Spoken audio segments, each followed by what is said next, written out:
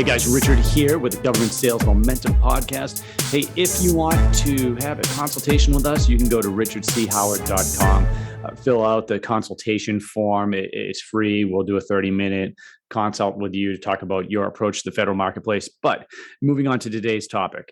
Now, today is all about a SIBR Phase 1 that just came out, and this one is specific to space. So if your company doesn't have technologies that focus on innovative ways to do things in space, and there's something very specific we're going to talk about, this is probably not you. You can go, maybe review one of our older episodes. But this one's interesting because it's a SPACEWERX SIBR Phase 1 release. It came out a few days back. And what this has to do with is it's called Orbital Prime, and they're looking for a Phase 1 SIBR. So for this one, it's going to be worth up to $250,000. They're going to be looking at making the awards next year. And they are trying to leverage commercial on-orbiting servicing technology. Now, what does that mean? So there's basically three tracks that they're interested in. And again, the way SIBRs work is if you have a technology that's new or you're working on something, you're not seeing solicitations for it because it's new or because, maybe you need investment to continue to build that technology, or maybe it's a commercial off-the-shelf technology that needs to be modified for military use. This is a great program for you. Now, the three kind of areas that they're looking for this SIBR submission are on-orbit object approach, acquisition and docking, and object servicing. So if you have something that fits within one of those buckets, where do you go next, right? Well, certainly you can Google SPACEWERX and Orbital Prime, but really, what you're going to have to do, especially when we're talking about submitting one of these, is you're going to go to a website called DSIP, the Defense SIBR STTR Innovation Portal. Now, you're going to have to create an account eventually because, to submit these, you need a DSIP account. And by the way, whenever you're submitting an SBIR STTR through the DSIP portal, this portal has a habit of crashing. So you want to make sure that you're doing it a couple of days beforehand. So you're not scrambling a couple hours before it's due, only to realize you're not going to be able to make a submission because the whole website crashed. But if you go there, and I'm gonna navigate through it now just to kind of show you or talk you through what you're going to look at. But in the right-hand corner, you're going to see the open topics, right? And right now and today, it's almost Thanksgiving, so of 2021. So this is time sensitive. But one of the blocks in there says AF, which stands for AFWERX, X21.S CISO, Commercial Solutions Opening. And it tells you when it closes. And right now, as of today, we have 71 days and 2 hours, 12 minutes, and 43 seconds to get your submissions in. And if you click on it, you can go to topics, and then it's going to give you a whole bunch of information about, what they're looking for. It's going to talk about keywords. It's going to give you available documents that you can download, and then a description. So, for this one, it talks about the Space Force and some of the things that they're looking for. It goes through ITAR, and for this one, this topic area is restricted under the International Traffic in Arms Regulation. ITAR, by the way, is a whole subject matter that we could talk about for days and days, and really not only can have monetary repercussions if you get it wrong, but can also have legal repercussions. And so whenever you're dealing with ITAR, you want to have a lawyer start looking at exactly what you're signing up for. But this is not about ITAR. Today, we're talking about the SPACEWERX Phase 1 SBIR. And, when you go down here and you look at the objective, and I'm going to read it to you guys, it says, this is an open topic for partnership with SPACEWERX and AFRL. It says a Phase 1 may be awarded for a maximum period of 4 months, including 3 months technical performance and 1 month for reporting at a maximum of $250,000.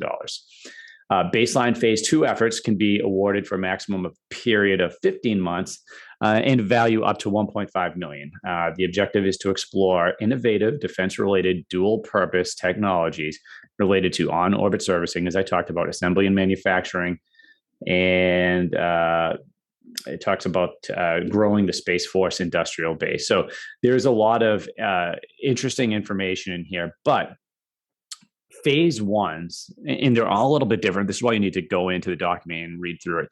Typically, a Phase 1 is a study, a feasibility study, You're talking about concepts, how you can help the government. I often tell companies that not only is this a great way to get on contract quickly and get some past performance, you're almost getting paid to do business development, right? So yes, there's going to be some type of study, document, thing, usually not prototyping of any kind. Usually the dollar amount's not high enough.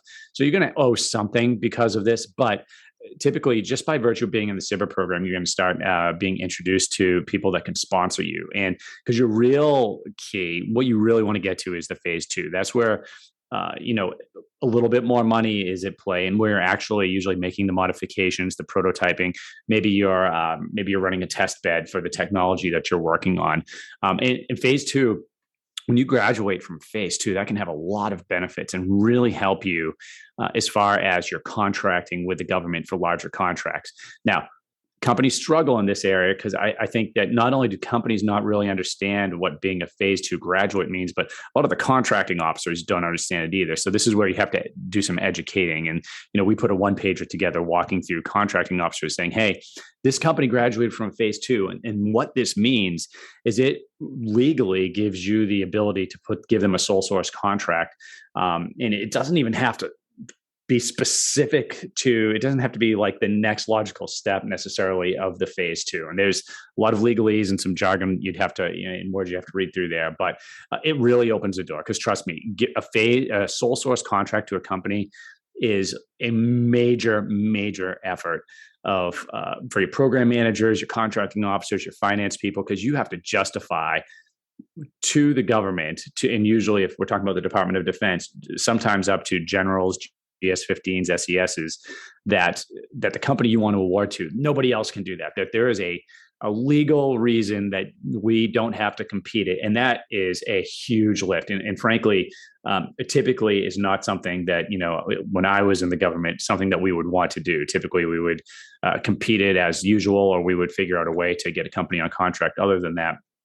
But those were reserved for very rare opportunities where we knew we had a lock solid case for a sole source contract. But the SIBR phase 3 really opens things up. So again, we can talk about that. You can reach out to us at the website, richardchoward.com. But for these purposes, just know, hey, if you have a technology and it fits one of the buckets that we talked about today, the SIBR phase 1 can be a great way to get on contract quick and get some funding to start talking about, what a prototype or some of the efforts that you could actually work through with the government. Now, ultimately, where are they going with this? So it's a 3-phase program, and they're looking to culminate in 2024. So potentially on orbit demonstrations. This can change over the years, but that's kind of the synopsis of what we're looking at now. So don't hesitate to reach out. Hopefully that helped you, provided some value. We're testing out, just kind of providing you guys with information on upcoming opportunities and seeing how that resonates with the community. And if it does, we'll keep doing it. If it doesn't, we'll go back to more strategy and tactics, things that aren't exactly time sensitive. Speaking of time sensitive, you probably want to know exactly when this is due. So this closes February 3rd, 2022. So you have a few months, but this is something that you want to work at. And by the way, there are a lot of strategies at winning a phase 1. Typically, you don't need a sponsor. And I haven't read through this to see if this is asking for it. It probably isn't. But if you do have a government sponsor, that could increase the odds of you winning a phase 1. Now, usually phase 2, you have to have somebody sponsoring you on the government side.